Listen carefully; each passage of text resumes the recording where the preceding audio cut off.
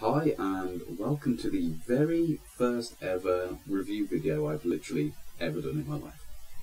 So the thing I'm going to be reviewing today, you might have already noticed in the back, and by the title of the video, is a custom lightsaber I had made by LDMsabers. A bit of a story I want to tell first before getting right to the review is what really inspired me to get the specific design that I've had done. Some of you might have already noticed this saber has a few unique properties because this is actually a custom build of a hybrid concept that I came up with myself, as I wanted to combine several versions of Luke's lightsaber as seen on screen in Return of the Jedi, since I've actually like all of the different versions, so I couldn't really make up my mind of what I really wanted. Did I want the hero version, which was the plain version with the lights that he has and the two black buttons and the copper neck, or did I want the V2 version, which is also quite popular, which is it's all black and quite weathered, but it didn't have the lights or anything like that, which I thought was a unique feature of Luke's saber in Return of the Jedi, especially shown in the deleted scene. So I contacted LDMsabers and I said, hey, I have a concept, can you bring these sabers together for me into a single product? And that's what they achieved here with this. So the first impressions I have of this saber is actually very, very good. You know, it's got a good weight to it, looks authentic, you know, it looks fantastic to look at, you know. All the details are there that I requested. It's extremely screen accurate, so you got 10 out of 10 for that. You can see here as well, it has some metal tape onto the hilt. And the reason I requested that to be put on is because I'm a bit of a screen accuracy freak. Or should I say, a screen accurate and mechanical freak. In that, in the Star Wars universe, the word graphics wouldn't appear on the hilt, and so I wasn't keen on that, so I wanted that covered up. Of course, not everyone is bothered by that, and a lot of people don't like metal tape to be applied, but I think I prefer that to having the word graphics on it. But maybe I'll change my mind in the future, since the tape is always removable anyway, so I got the option. Specifically here, the lights were a big custom job.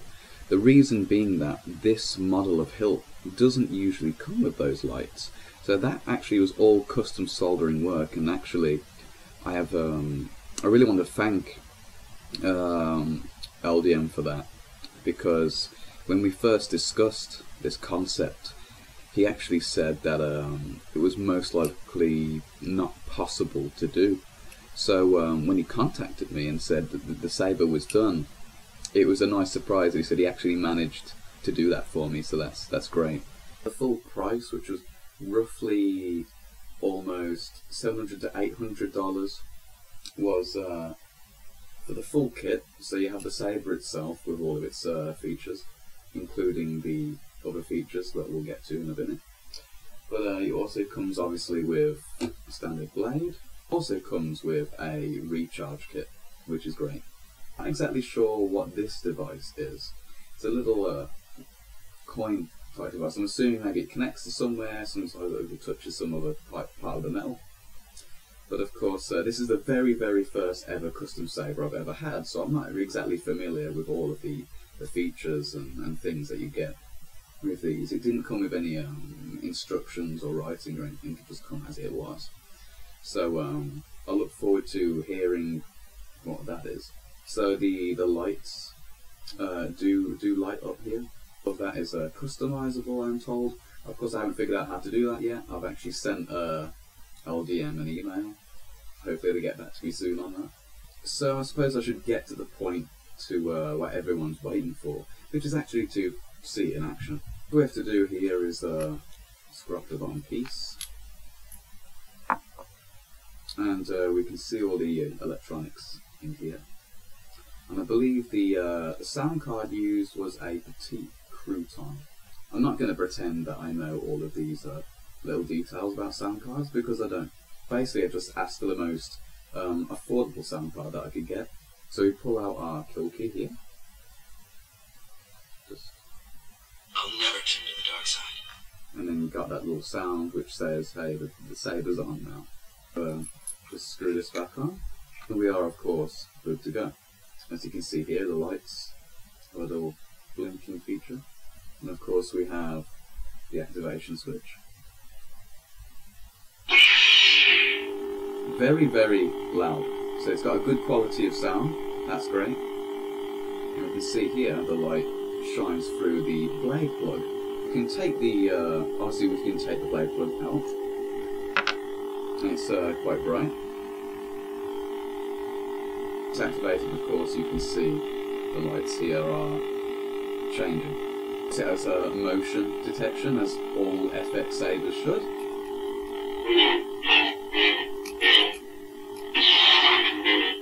On top of that, it also has a white flash on clash effect, and blaster sound effects as well. So we obviously fit the blade in, of course, like so. Just a simple fit. There's no retention screws or anything like that. A retention screw is obviously when they put a screw through the emitter of the hilt to keep the blade stable. That wasn't fitted onto this piece. So it's just a case of really pushing it in tightly. If we activate the saber now with the blade in, you can see our blade effect, which is great. Overall, a really great product and well worth the price. The only downside to this saber I would complain about, personally, would be the swing sensitivity.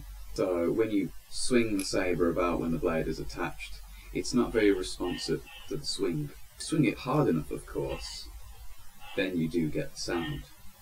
Of course, the only problem with swinging it too hard when the blade is attached is that it often tends to fly out.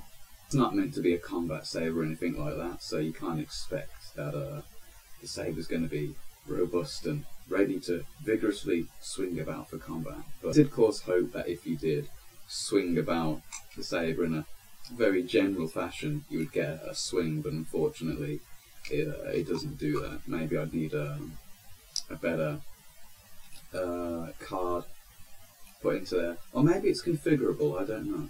I'm hoping that would be the case. Maybe I can adjust the sensitivity of the saber, and I'll wait to hear from LDM's reply email for that. However, the clash effect is very responsive. You only really have to lightly tap the blade and it responds with a clash sound. So overall, I'd say I would give it, so far, as an immediate first-hand review, a 9 out of 10. Everything is literally perfect on this, to the specifications that I wanted. It only loses 1 point for the lack of swing sensitivity, which may not even be a downside if it is customizable. Just give you one last look at this hilt. You can see all the details.